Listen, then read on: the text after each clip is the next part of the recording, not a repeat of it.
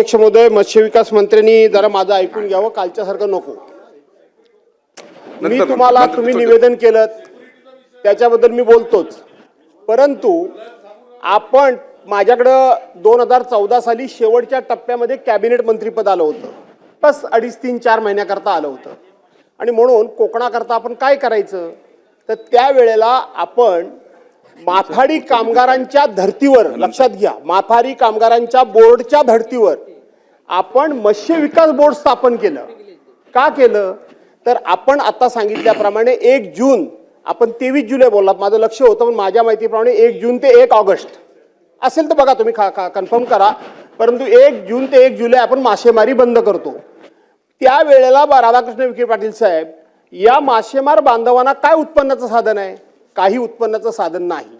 दुसरी गोष्ट, हे मासेमारी बांधव ज्या वेळेला समुद्रामध्ये जातात, भरपूर मासे मिळाले मंत्री महोदय, तर बाहेर आल्यानंतर त्या मासेचा दर पडलेला असतो. कमी मासे मिळाले तर दर वाढतो, तो त्या मधल्या दलालाला दर मिळतो. ह्या मासेमारी व्यवसाय करणाऱ्या लोकांना फार काही मिळत नाही. आणि म्हणून आपण हे माथाडी कामगारांच्या धर्तीवर बोर्ड असं केलं की आपण जे दक्षिण भारतातून मासे येतात, रहू, कटला वगैरे बघा, परेलला येतात, जाऊन एकदा पहाटे भेट दिली तर बरं होईल. तो बाहेरून येणारा सगळा मासा, त्याच्यावर आपण रॉयल्टी बसवली.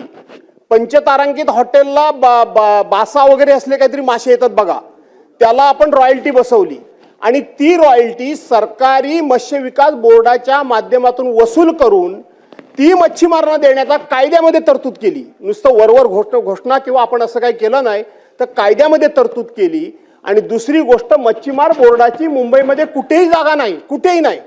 ते एकदा समुद्रात गेले की 8-10 दिवसांनाच आतमध्ये असतात. आजारी पडले, उलटी, खोकला, ताप आला, त्यांना काही डॉक्टर जाव्याची सोय नाही.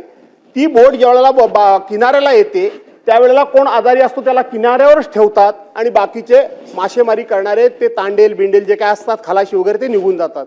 आणि म्हणून आपल्याकडे त्या ठिकाणी भाजीपाला मार्केट करता म्हणून नवीन इमारत वाडी बंदरला त्या काळामध्ये होत होती. मी 2014चं सांगतोय. त्यातला एक फ्लोर आपण ह्या मत्स्य विकासाकरता कायद्यामध्ये आणि त्या बोर्डाबरोबर चर्चा करून सरकारी नियम म्हणून आपण त्या ठिकाणी ठेवलाय. त्यानंतर मंत्रिमंडळामध्ये मला संधी मिळाली नाही. आपण कोकणातले मंत्री आहात आणि म्हणून माझी आपल्याकडून अपेक्षा आहे की आपण ह्या बोर्डाची पाहिजे, माझी गरज असेल तर मला बोलवा, न पेक्षा त्या बोर्डाची काय माहिती आहे ती संपूर्णपणे घ्या. त्याचबरोबर त्या भाजीपाला इमारतीमध्ये जागा जर तुमच्या कारकिर्दीमध्ये, आता ते बांधून झाले की मला माहीत नाही, परंतु झाला असेल तर एक फ्लोर त्याच्याकरता ठेवला होता, तो ताब्यात घ्या. आणि तशा प्रकारचं काम जर तुमच्या हातून झालं तर खूप मोठं काम होईल. आणि म्हणून या निवेदनाच्या निमित्तानं माझी सूचना, या बोर्डाचा पुनरुज्जीवन आपण करणार का? मंत्री महोदय, नंतर पॉइंट ऑफ व्ह्यू नंतर.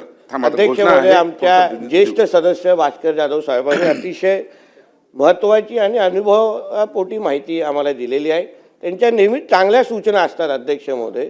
त्यांना वाटत असेल की मी त्यांचं ऐकत नाही, असं नाही अध्यक्ष महोदय. आणि त्यांचाही टोन आदित्यजी बाजूला असते तो वेगळा असतो आणि नसते तो वेगळा असतो.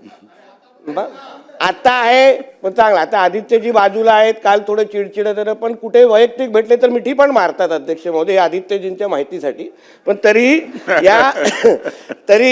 या एकंदरीत तुम्ही जी काही सूचना तरीही आपण जी काही सूचना जाधव साहेब आपण दिली अतिशय महत्त्वाची. आणि मी आपल्या समवेत ही मीटिंग लावेन, कारण आपला अनुभवाचा फायदा आम्हालाही पाहिजे आणि कोकणालाही पाहिजे आणि प्रामुख्याने मच्छीमारांना पाहिजे. आणि ह्या दृष्टिकोनातून काय निर्णय घेता येईल निश्चित पद्धतीने आपण त्या दिशेने चालू. धन्यवाद.